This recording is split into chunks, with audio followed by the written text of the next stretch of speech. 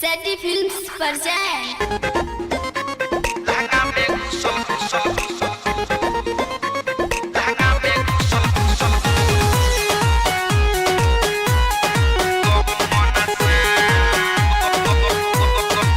Music by DJ Shiv Narayan. Recording by Seti Films Sitamarhi. किया रे यार बाप रे हे बा लहंगा में घुसल गहूं मन सा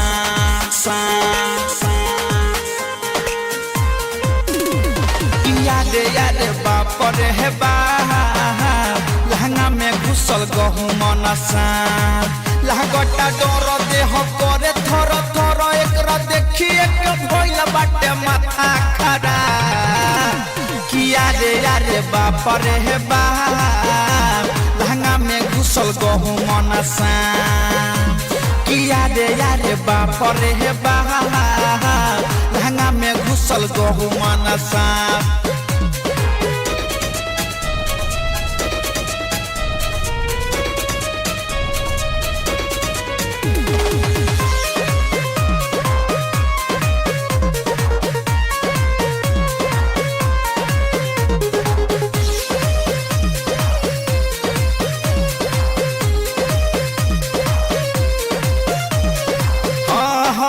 सजिया पसुतल रहनी गईनी डेराई लहंगा में हमारा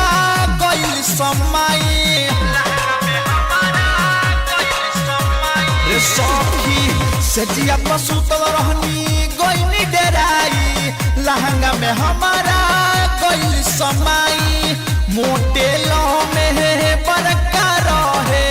देखिए के भगनी जो है तो है यारे यारे यारे यारे यारे यारे यारे यारे यारे बाप रे हे बा लहंगा में घुसल गहूं मन सा यारे यारे बाप रे हे बा लहंगा में घुसल गहूं मन सा लहगटा डर देह करे थर थर एकरा देखिए के भइल बाटे माथा खराब यारे यारे बाप रे हे बाप लहंगा में घुसल गहूं मन सा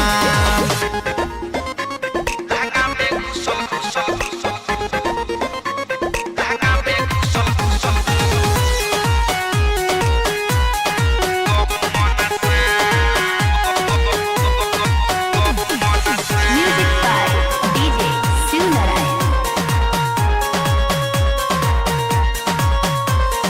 हाँ हाँ पवन पूरा बइया के बतिया बतैनी राइटर संजीत के जल्दी बोलैनी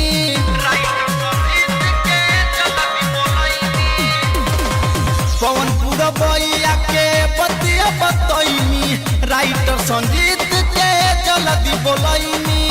अरुण मुकेश रंजित बारा है मारे लौकरा भाला मंगैनी किया रे यारे आहा आहा आहा किया रे यारे आहा आहा आहा किया रे यारे बाप रे बा लहंगा में घुसल गहूं मन सा किया रे यारे बाप रे बा लहंगा में घुसल गहूं मन सा लागटा डर देह करे थर थर एकरा देखिए के भइल बाटे माथा खराब यारे यारे बाप रे हे बाप लहंगा में घुसल गहूं मन सा